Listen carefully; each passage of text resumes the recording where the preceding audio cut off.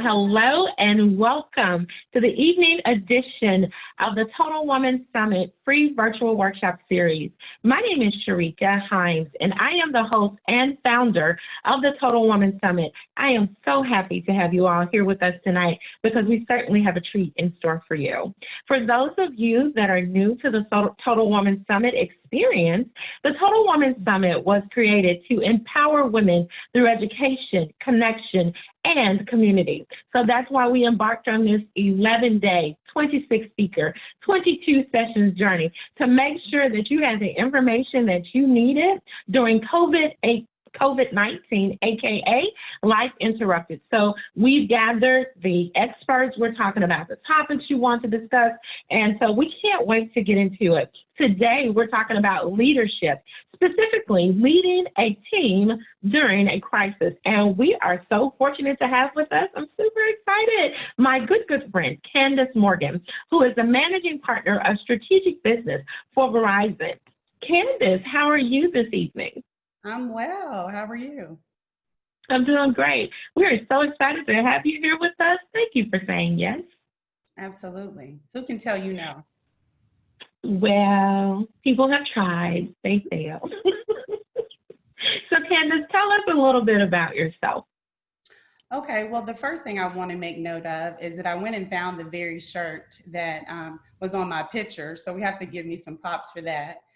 Different hair, but same shirt. So let's make sure that we note that first. But I'm sorry, I'm cutting up and I'm 1 minute in. No, so here's a couple of things about me. I love to have fun, and hopefully we'll be able to do that within the next hour. I'm a mother to 5 beautiful children, wonderful children. I have an older son, Stephen, and I also have a college student who's been studying and doing her studies from home, Kennedy. And then I have a set of triplets, and they're 15 years old. So I have 15-year-old, they'll be 16 in a few weeks, triplets. So I'm a mother, I'm most proud of that. I'm also a leader in my organization. I've been in a leadership role now with my company for 15 years. So a really long time. I've learned so much, along the way. And then I'm a community servant. Anytime that I can show up in my community and serve, I do that. That is so awesome. And so Candace is absolutely all of those things. And I have the pleasure of calling her friend. And so I am so grateful for that. And one of the things that I will tell you about Candace is, so she is notably a superwoman in business. And we're not just saying she went out and got her own cape. Someone actually bought her a cape. I know I was there when they caped her.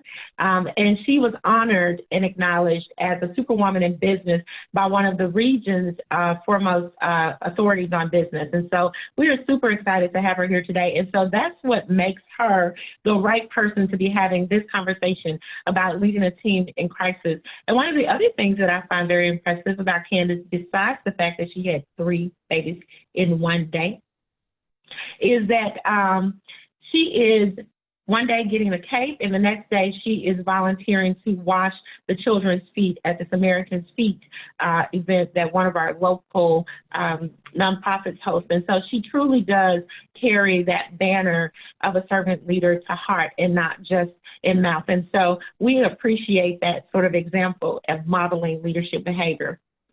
So Candace, let's get to it. Let me, first of all, do a systems and lighting check for everybody, and I should have done it at the beginning. So if you can hear and see us okay, somebody drop us a thumbs up or an okay in the chat. All right, thank you so much. So here are the rules. Rules number 1 through 50. We're gonna have some fun. It's Tuesday night, it's Cinco de Mayo. We are turning up talking about leadership, okay? Rules number 51 through 100. We're talking to each other and you're talking to us. So if you have any questions or comments that you'd like to share with us, you can go ahead and start dropping those in the Q&A right now. And you can do it anonymously or you can share with us your name. We'll honor whichever way you choose to do it. But if you're feeling particularly bold, you can drop your questions in the chat and then we'll get to them there. So real time, don't wait until the last minute. And then we also want to acknowledge that our dear friend Makita is subbing for my right hand, Shamel, and managing the chat tonight. So she's going to be capturing all the great nuggets of wisdom that Candace shares with us. You may remember Makita because she was our leadership guest this morning. So there's some servant leadership in action. So let's get to it. Candace, tell us, I know for a fact that you practice the servant leadership model. Tell us why you've adopted that as your leadership style. Because I saw that it was necessary. You have so many people, and I think you mentioned this in the introduction, but leadership is not about title or position. It is about serving others. I have my entire team, or most of them, on the call with us tonight. So hello, team. And so they can even really chime in and attest to that is my model, and it has been for quite some time. Early on, I learned some hard lessons around servant leadership, and I'll of course share them with you, but it's just, I think, the best model to really go by. I also call myself a transformational leader, so I've been able to get several people promoted under me.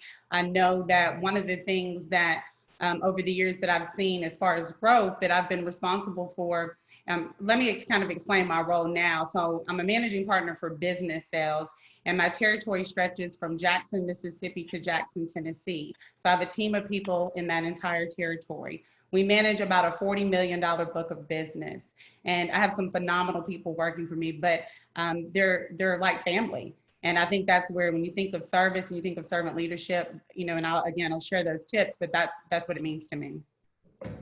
Good deal. And so I can actually attest to this because I've seen this in action.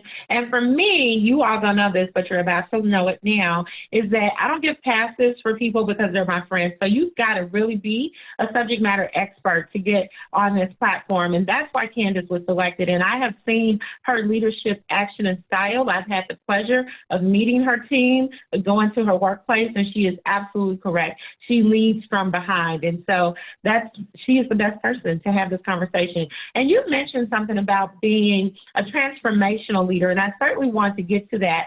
But tell me sort of what it means when we say servant leader, because I'm not sure everyone is really familiar with that language.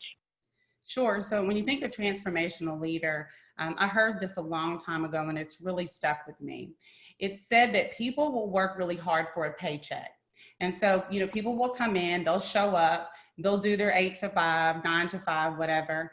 And you know, they'll work hard, do everything they need to do, give 100%. And those are the people that work hard for a paycheck. But then you have people, and this is where most leaders tend to live, you have people that will work really hard for an individual person. So they work really hard for a person.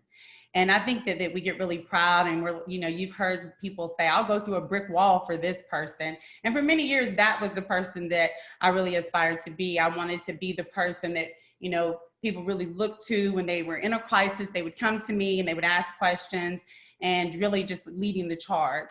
But then I realized, and this is to me, the most important, is that can you get people to really understand their purpose in the organization? So again, some people work really hard for a paycheck, and that's one level of leadership. The second is that person, and that's where most people end up just really staying. But then if you can find the purpose or help them establish their purpose in the organization, to me, that's when you think of transformational, right? Because when you leave, if you're on one particular team, as I was, and I left and I went to a different team, then if I have not helped them understand their purpose in the organization, guess what? When I'm gone, some of the things and some of the ideas that they have, you know, went with me.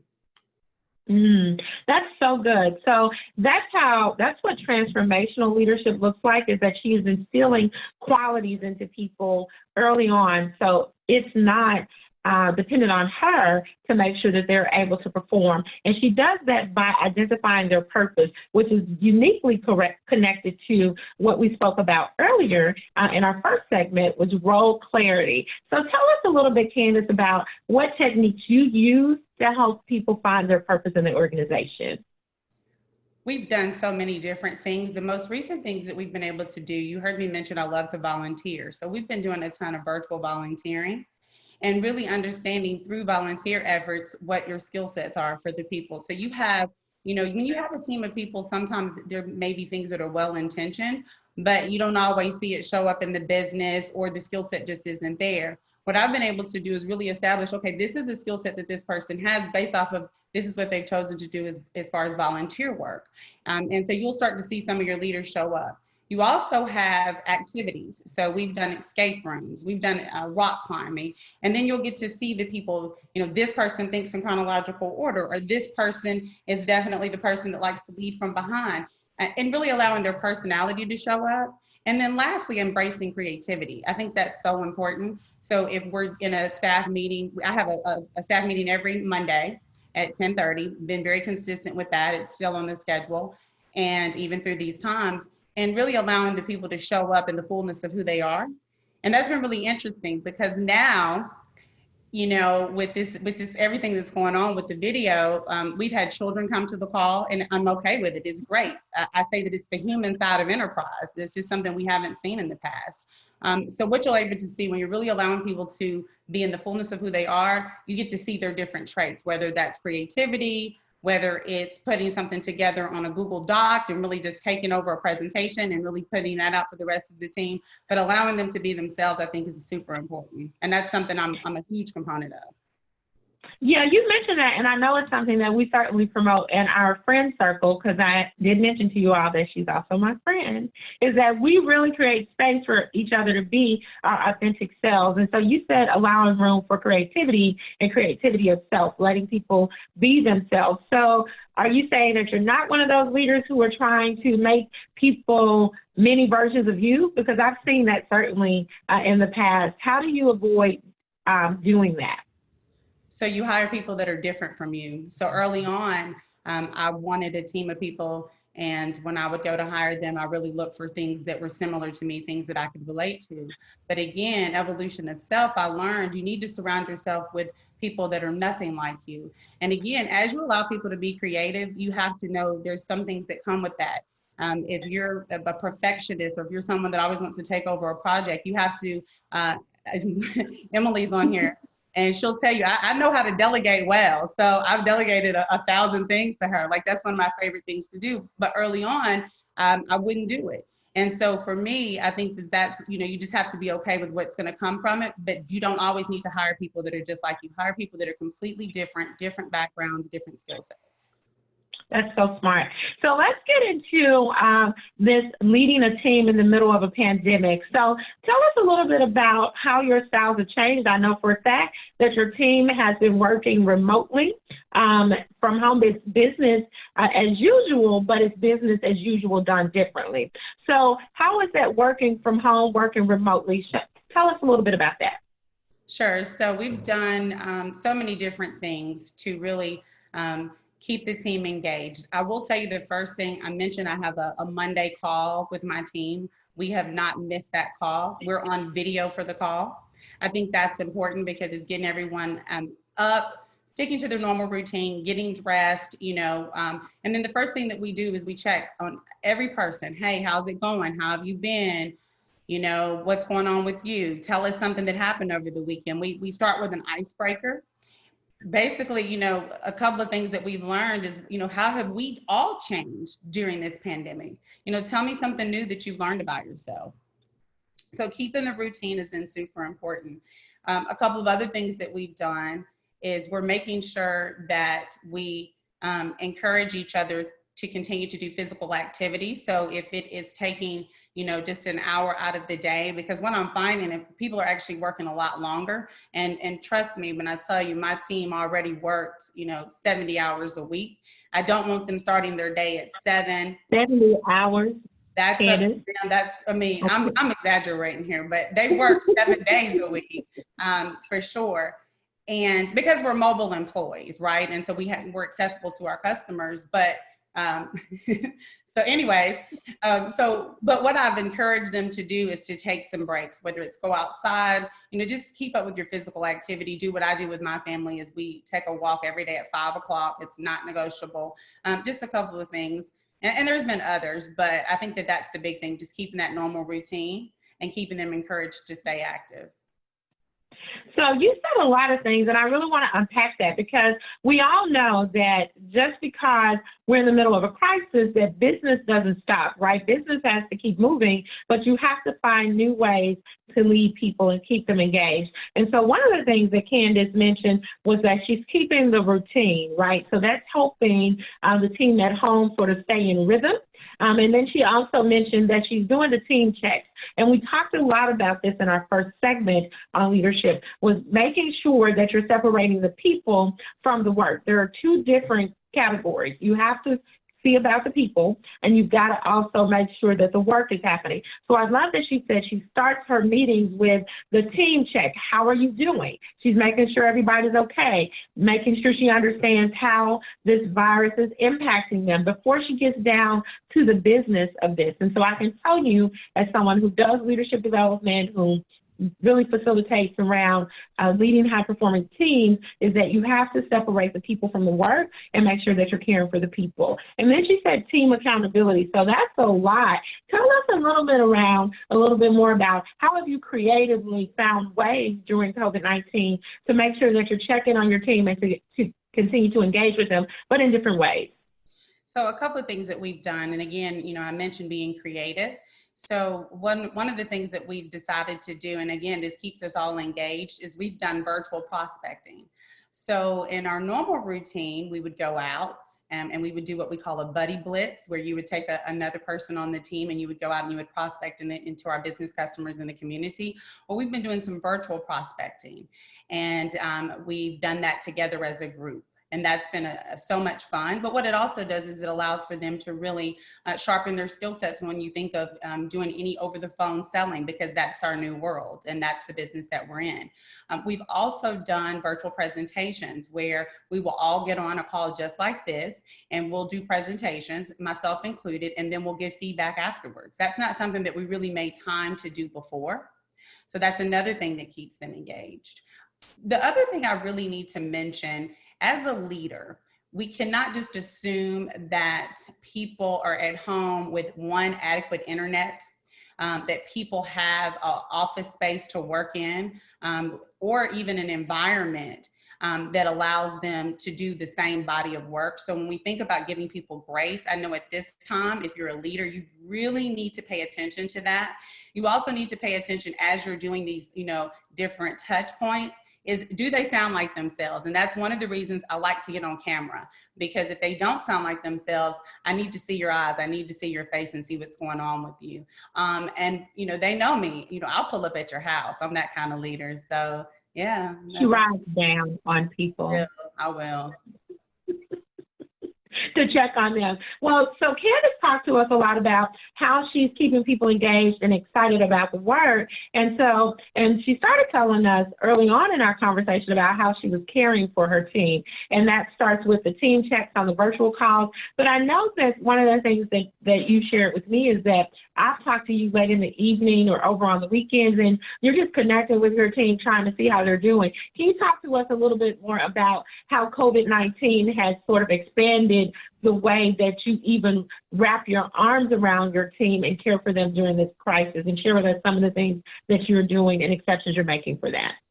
So the first thing is we have a call every day at 11 o'clock with our CEO. So I couldn't be more proud of the company that I work for, because the overall care for the employees has been amazing.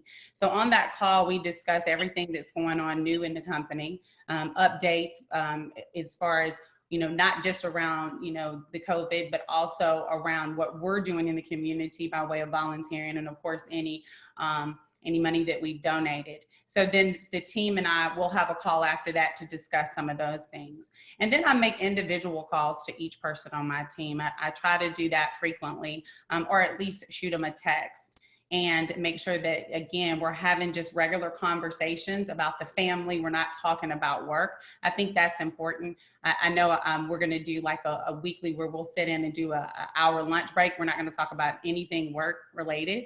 And I think that that's just important. Again, they need to be able to talk. Even if they want to vent about what's going on, that's also allowed. I think that's important for your team.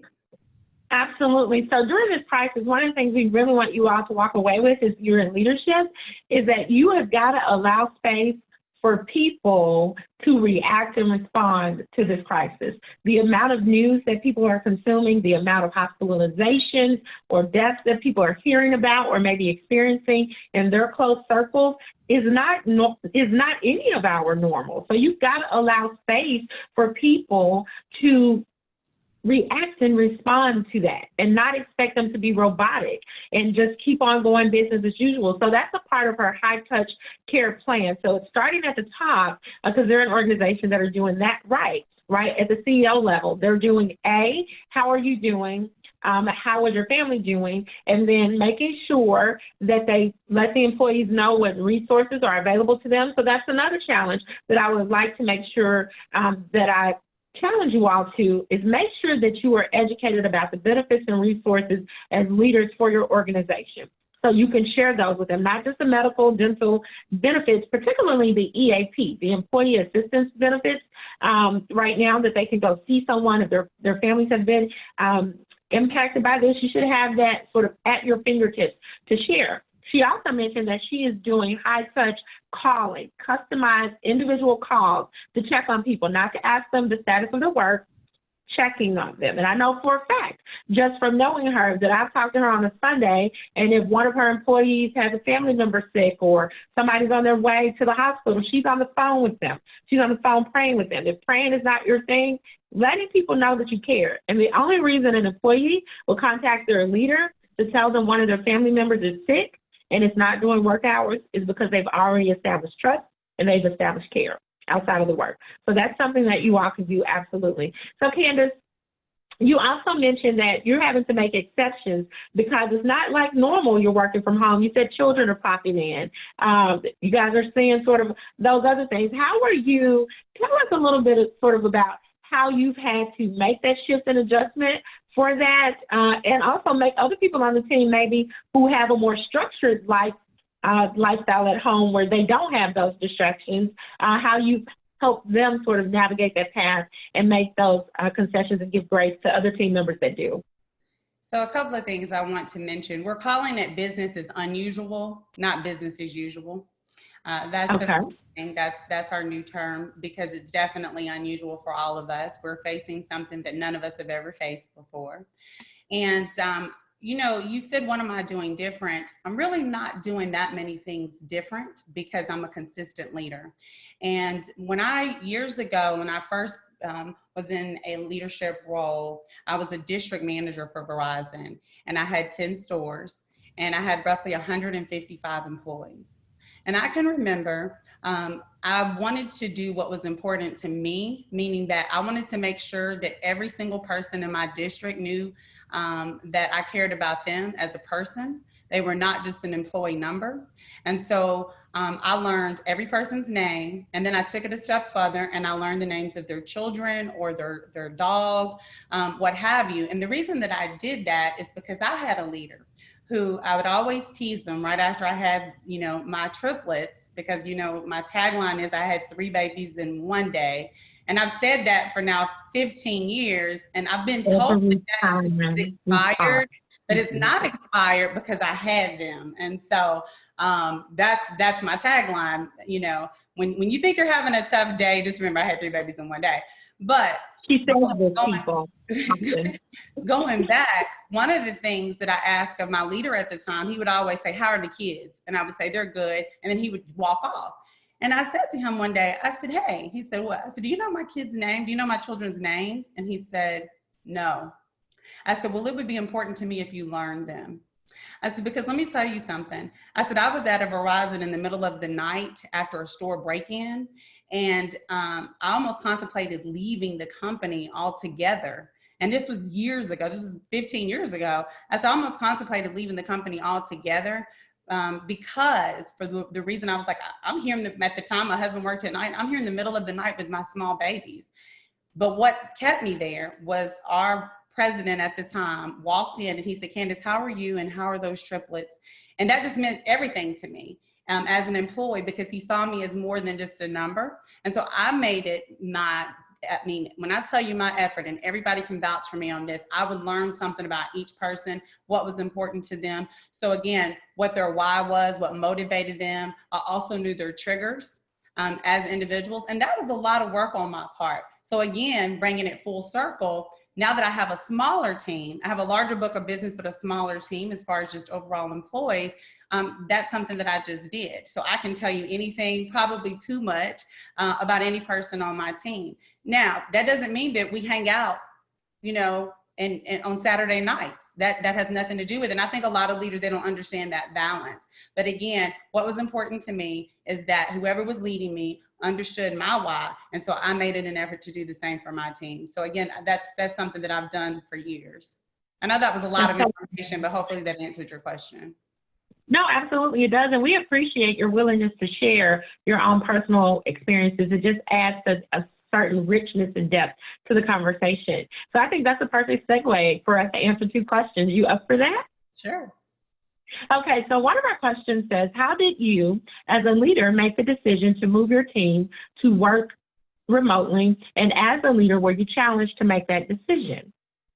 We were already remote workers. We could work from home, but many of us decided to come into the office just for the camaraderie. But I already had several people working from home. So again, that was not a tough decision. I just wanted to make sure that everyone had a space that they could work in, making sure that they had adequate internet. So those are some of the questions that I needed to get from them. But again, it really wasn't probably, for some people, this has been a huge transition for many of the customers that we serve. So what we've been able to do is we use our own products and services. So we sell a product called Blue Jeans, which is, similar to Zoom. It's a video conferencing system. But what we do is we invite our customers to use the same services that so we basically drink our own Kool-Aid.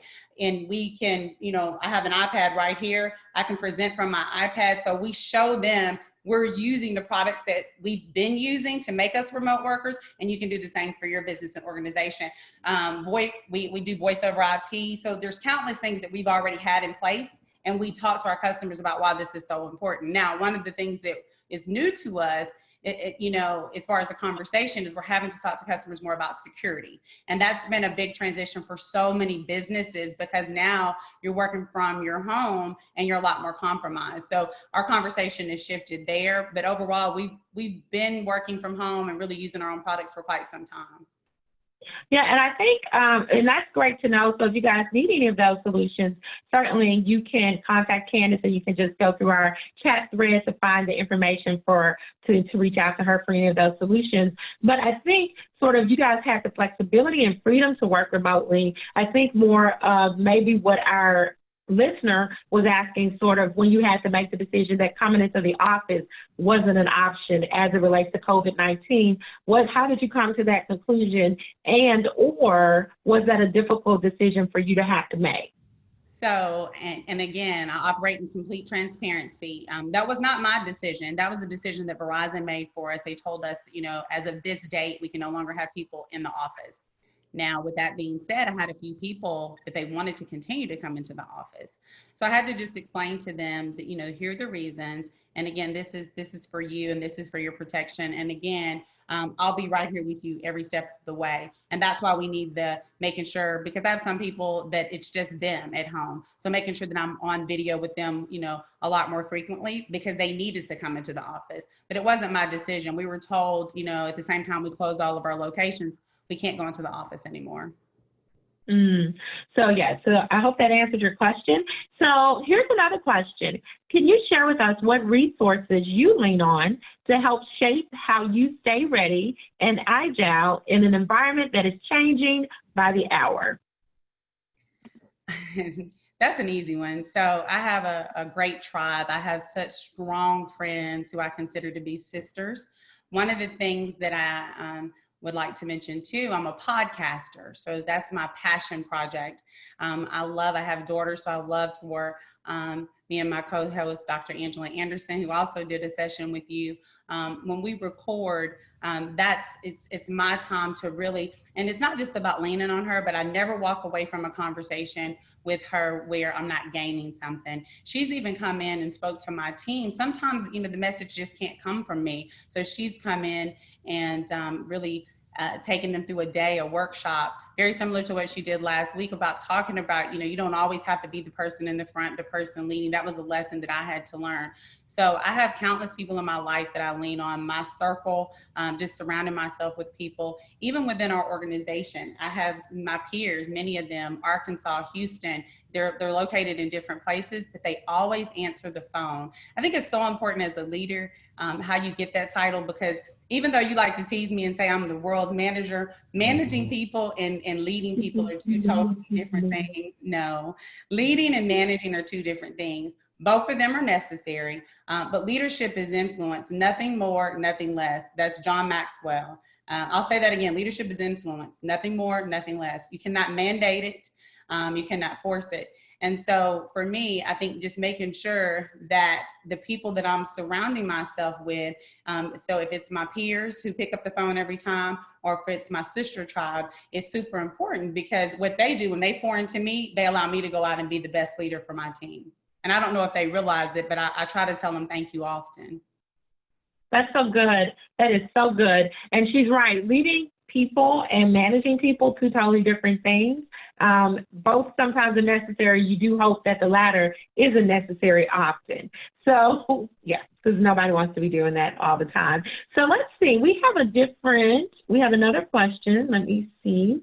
It says, earlier you mentioned that you built your team with all different types of individuals other than yourself. How did you know the team member that would be needed to fill the slot to make a successful team? And did you identify the skill set needs or personality needs first, or did you find them when you found the person? Okay, so I have a lot of people on the call that's on my team, but again— Oh, no, that didn't come from your team. I know the people on your team. I can tell you right now, that didn't come from your team.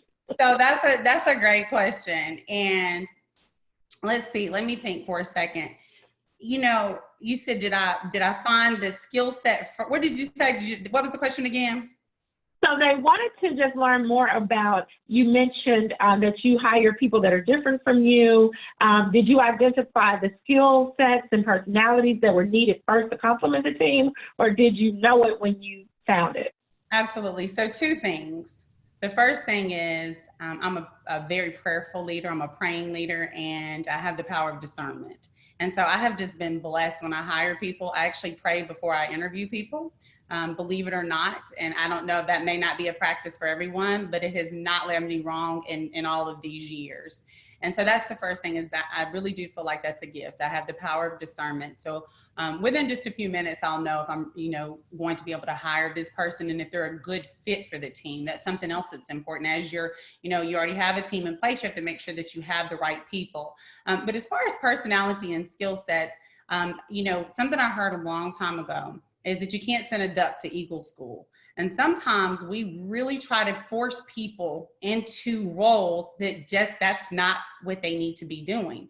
So I can quickly identify if that's a role. Again, I'm in outside sales, and so it's a very difficult role. It is definitely one that takes on a lot of challenges. I have a background in retail as well, retail and operations, and I always say that retail is more of a science, but what we do is more of an art. So it takes a special person. A lot of, you need to be extremely resilient.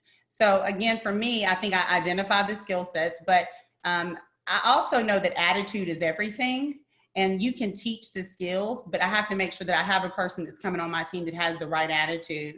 And some people they didn't make the cut for that reason. It's because of their attitude overall. So a little of both, and I've been able to do both over the years.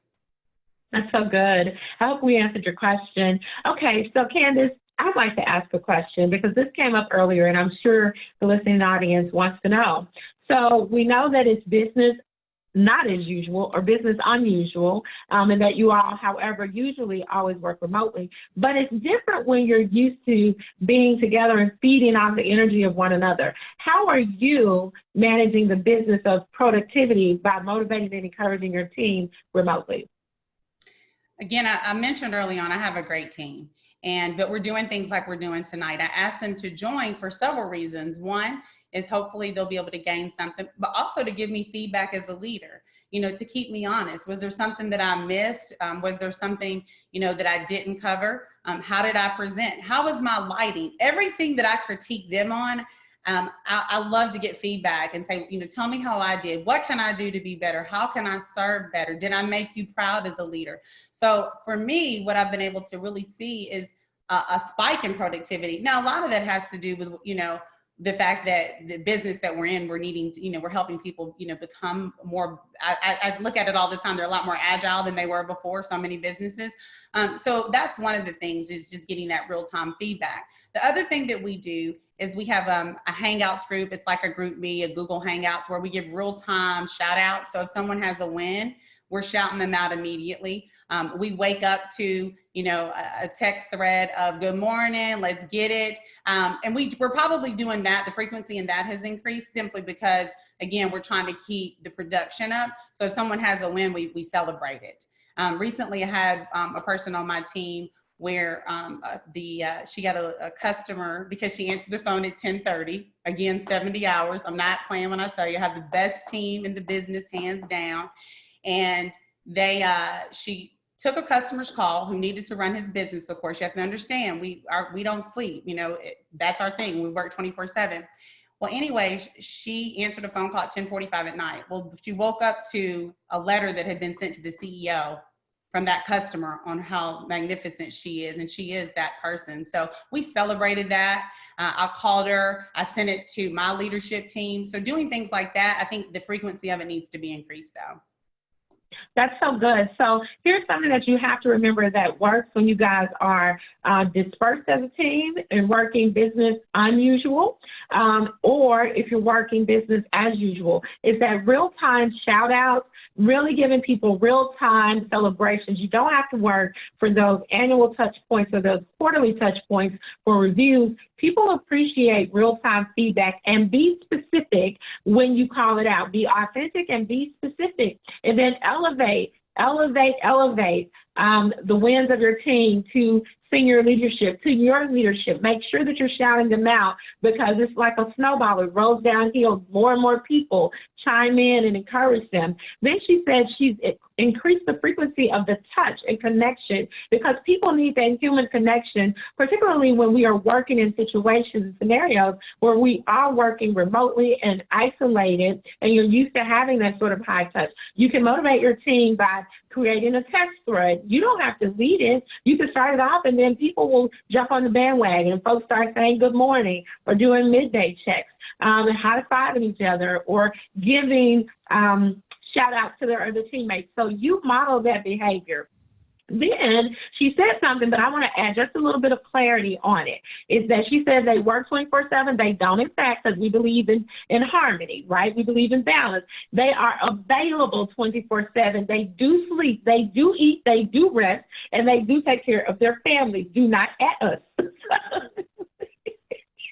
So we also accountability partners. And let me explain. You are so right. But that's actually in our credo. It says that Verizon, we work 24/7, meaning that we're always up and running. So that is in my credo, but yes. And hopefully everyone, by now they've picked up. We don't work 24/7. I do want to say one more thing. Leadership is not situational. It's just like character is not situational. So when you start asking people questions, it shouldn't be difficult if that's something that you've already been doing. So one of the things that I want people to take away, the things that I feel like really helped me over the years, is really good communication. So we've talked a lot about communicating and constantly, open communication, open dialogue, transparency. And as you can see, I'm an extremely transparent person. And then just a strong culture.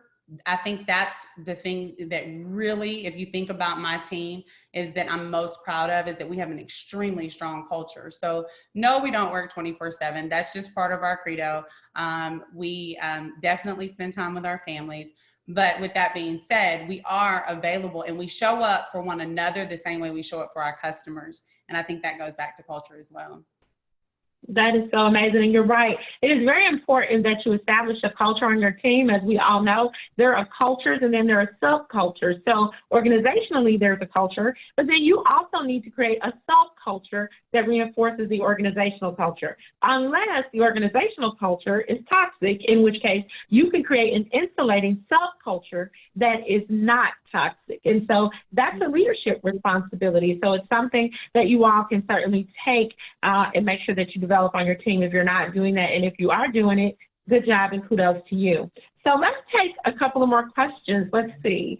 So what tips can you share for a leader to transform from a go-to, high-performing leader to more of a servant, purposeful leader? Ooh, I have some insight on that, but I'll go to Candace first.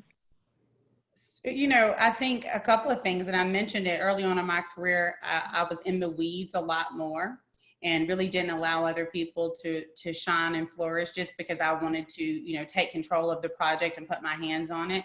So when you become a servant leader, you do have to lean back, and it's not always comfortable. It's not always pretty.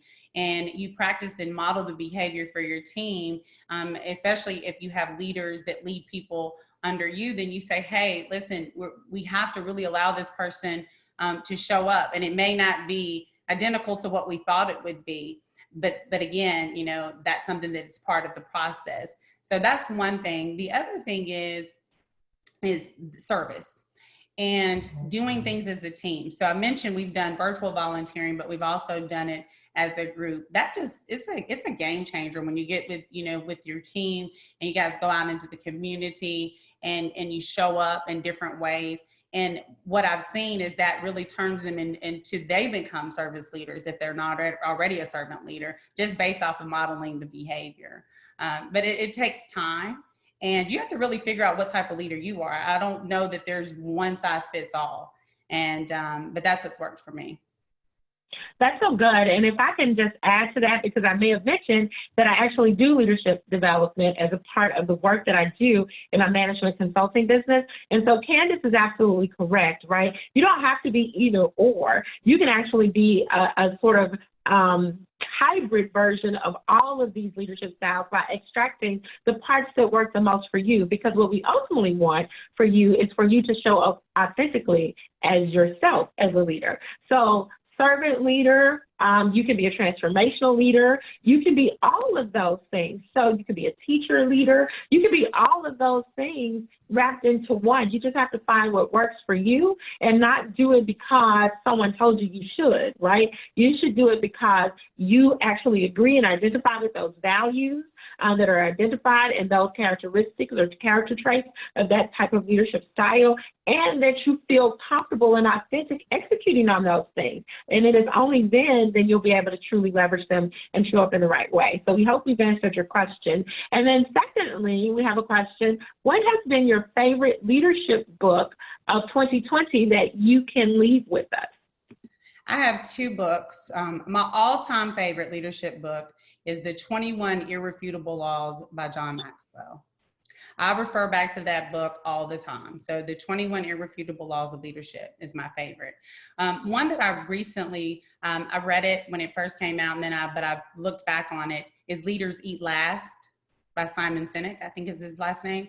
That's a great book as well. And the reason that I decided to read that book is because my daughter is in a leadership class and they had to read it. And it really addresses all of the things that we've been talking about today. But those are two of my favorites. Leaders Eat Last by Simon Sinek, and that's Sinek, and The 21 Irrefutable Laws of Leadership by John Maxwell. You should read them and then text us or hashtag us and tell us how you feel about it so we can keep the conversation going. And Sharika, let me say one more thing. You know, again, I want to make sure that everyone leaves with this. Leadership is what happens when no one's watching. So, you know, the lights are on us now and the conversation is great. And I really appreciate the time with everyone. But that's when leadership, in my opinion, really happens, is when no one is looking, when there are no cameras. You don't do it for social media. You know, we live in a world now where it's more important to look successful than to actually be successful. And what you get with me is what you get. So how I show up right now is how I will show up tomorrow and the next day. And so I think when you hear people, it's almost like a catchphrase. I'm going to, be my most authentic self. But are you really? And do you really like people? I've had people that are in leadership roles, and then the moment that no one's looking, it's like, I don't even know, do you really even like people like that? So again, make sure that people understand that piece of it. That to me is the most important part of it. Yeah, that's so good. And so she's absolutely correct. Consistency actually is one of the top leadership character traits. People need to know who you are. They don't need to wake up today and you come out of a different bag. They don't know who you are. That's something that's not resolved in yourself, and that's not you being an authentic leader, which actually is one of the character traits of good leadership that I like to share with people. And that is, right, be consistent, as Candace has said. Transparency, you need to be transparent. We've talked a lot about that today. Integrity. You have to be integral. You have to do what you say you're going to do, be who you say you are all the time. You can't show up differently when the rest of the team shows up, and then be one person when it's one-on-one with you and one team member, and then be somebody else when the leaders come to town, right? When the big bosses come to town, then you're somebody else. No, there's got to be one consistent version of you across the board, right? It doesn't mean that you don't have unique relationships with every person on your team, but the core of who you are is always the same, right? And so that's very important. And then trust. People have got to trust you. They've got to trust that you've got their best interest at heart, that you understand what's important to them, that you care about them beyond the work. And so there's got to be a trust factor. And then I know this is one of Candace's favorite words. You got to be vulnerable as a leader. So let's talk leadership vulnerability, Candace. Yes. How Let's much talk time about do those. I have? Yeah, you have time to discuss it. I do That's how have much time. time. Okay. So again, this was something early on that I probably just wasn't comfortable with. Again, it has a lot to do with how I show up for my children, how I was showing up for my team. I was the strong one. And it wasn't about me having all the answers. I just didn't want to burden them with anything that I had going on. Over the last year was a really rough year for me. And over the last year, I've really come into this place of I will do the two things that I think have really been key to my development as a leader. The first thing is I'm quick to say if I messed up. Hey, I messed up. I didn't get it right. And the joke is, what? You messed up. But I did. I messed up. And then just do that. Be like, I messed up. So admitting when you're wrong or you messed up on something. The second thing is telling them when I'm not okay. I had someone give me that feedback. She said, I love everything about you. She said, but do you ever go through any pain? Do you ever go through any challenges? You always seem so upbeat and positive and optimistic about everything. And I said, yeah, I do. I said, I just, I don't like to go to that place. And what I realized over this last year, it wasn't that I didn't like to go to the place. I think I was afraid if I went there, I couldn't get back up from it. But I did, and you can. And so now what I've been able to do is to go through some rough things and tap back into that strength and say, look, I got through it. I'm still here. And so again, a year of growth for me, but those two things I think were critical to that development. So good. It is so important. And I'm so proud of you as your friend. And I'm also just proud of you just professionally for how you've embraced that and allowed yourself to evolve and giving yourself the grace and the freedom to not be okay. And you all should do that for yourself too as leaders. It's good to tell your team if you're not okay. We're not saying go in there and have some sort of process, right? We are always advocates for high professionalism. What we are saying is that you need to humanize your role. And you need to let them know when you're not okay, so they'll know it's okay for them not to be okay as well. And it only makes things better. So, and also I love the fact that you said own your mistakes and admitting when you're wrong. That is so important. You cannot make a mistake publicly and apologize in private. You're going to have to make the mistake publicly and apologize publicly with humility. With humility, which is another tenet of leadership that I subscribe to.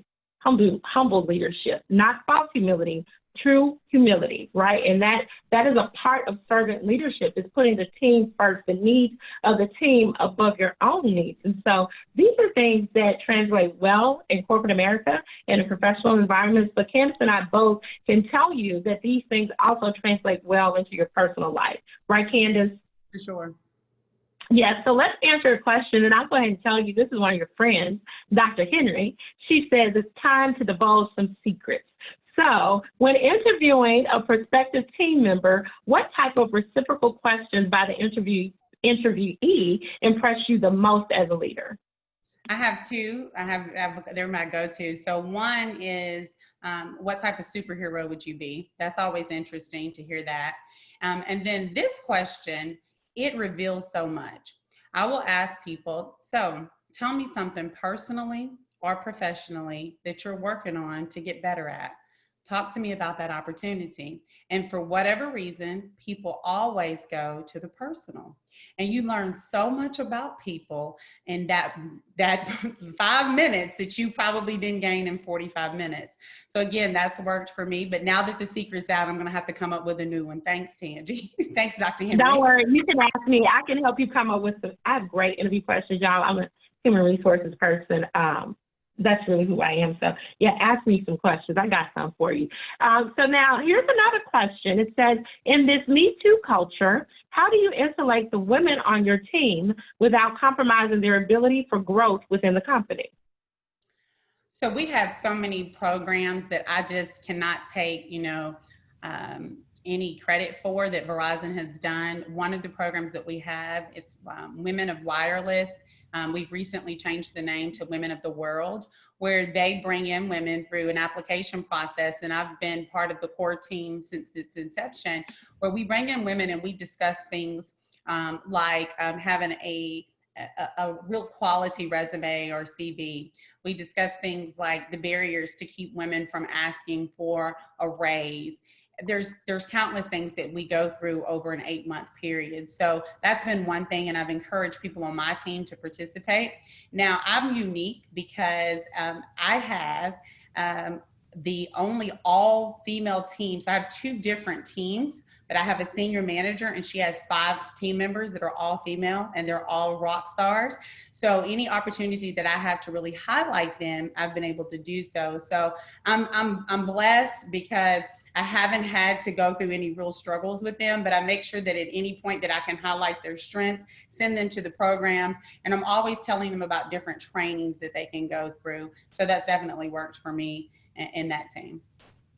That's so good. Okay, here's another question.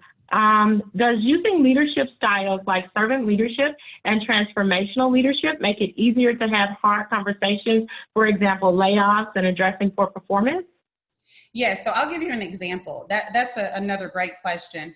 When you think about, when I say I'm a transparent leader, I had a situation where, again, years ago, early 2000, I worked in a store location that we decided to close that location. And so they had to come in and have the conversation that store location was closing and that we would have to relocate. And full circle, 10 years later, I had to go in and close a store that was in the same, it was actually a mall location, walk in and close a mall location. So this is how I started. Hey, I've been exactly where you're at. Let me tell you, I went through this process 10 years ago. And guess what? I'm still here. And so it makes it so much easier just to lead with, hey, I've been there. I know what's going on. I know the fears that you have right now. I know that you're trying to care for your family, but we're going to make sure that you're cared for. And again, I work for such a great company. I've been able to do that every time. When I say I'm going to do something, my company has been able to support that message. So good. So, okay, here's another question. We are rocking and rolling. Okay, so when choosing your team, did you find yourself expanding in knowledge and creativity by selecting people that were different from you? And do you think these choices are the reason your team has been so successful? Absolutely. Hands down, that's the reason.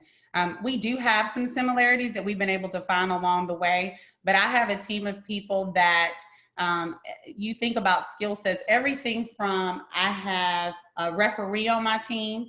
So he brings that sports background. He brings the competitiveness of being in the sports arena to I have a pastor on my team. So he brings that element. I have a couple of comedians. The skill sets are just, they're vast, but because I know them so well, but bringing all of those people together has just made for, again, the results speak for themselves. So a very dynamic team, but it has everything to do with we are different. But embracing and understanding that we have a lot of the same struggles, I think is also important. Okay. And so after this question, I'm going to get to your tips. Okay.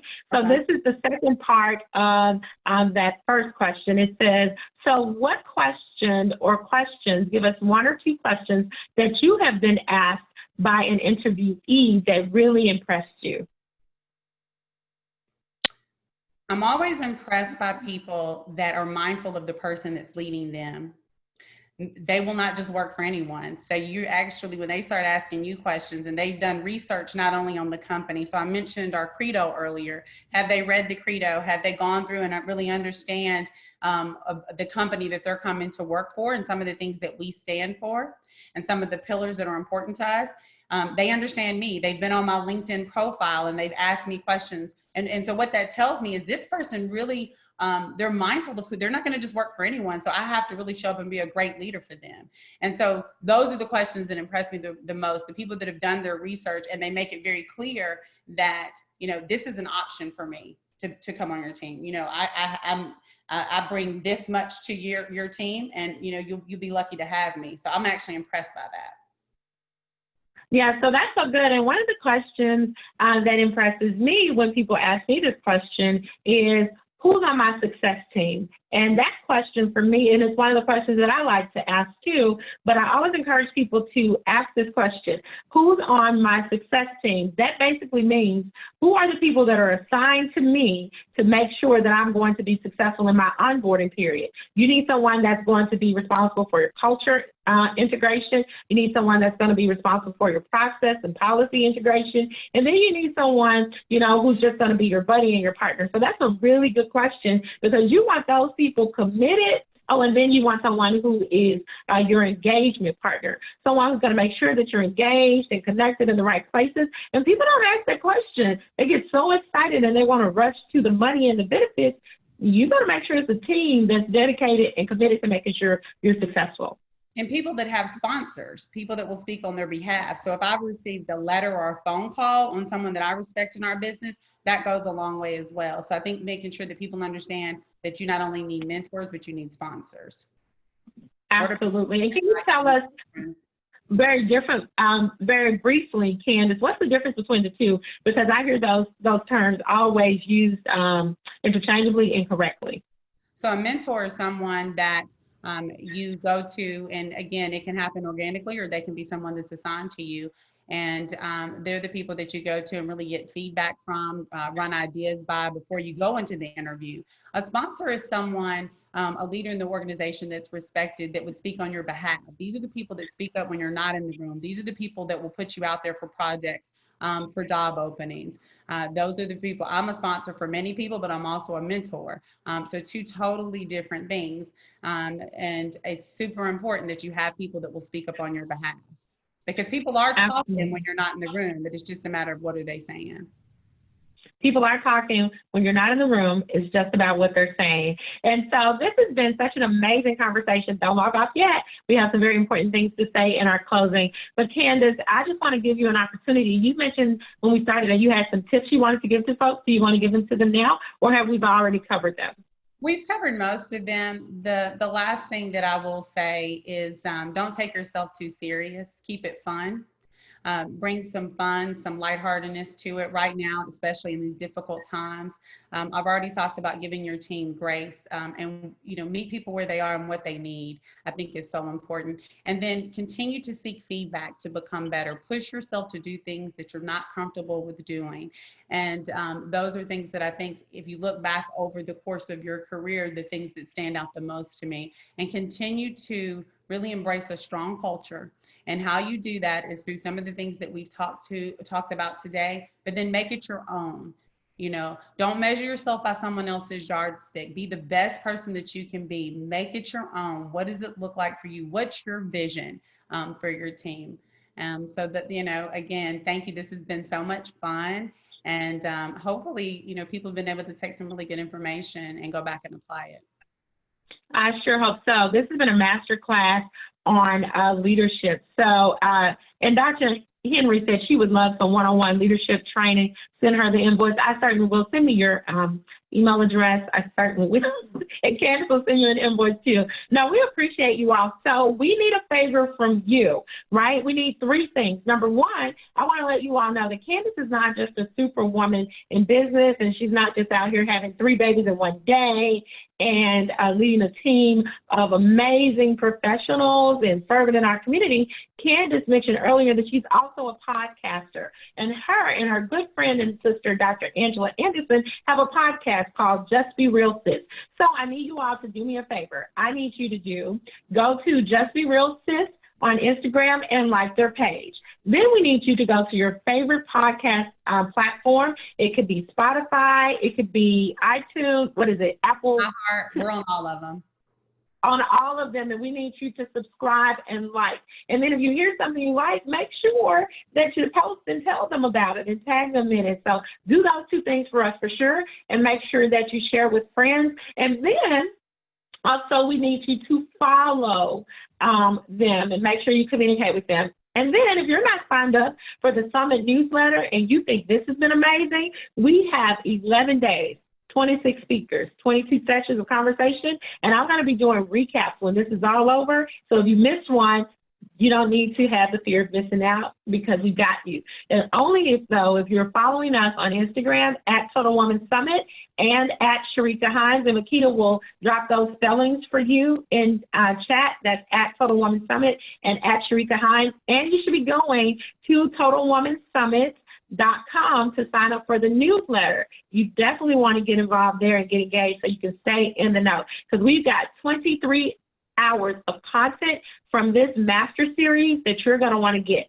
And then last but not least, you all probably are aware that today is Giving Tuesday. And so what I really need you all to do, I have the privilege and honor of serving on the Agape Board of Directors, but this is an agency that helps so many families in our community. And I need you all to help me by giving. And so you can give today, you can text to give, and I would appreciate it if you would. It goes directly to the agency, and it's 100% tax deductible.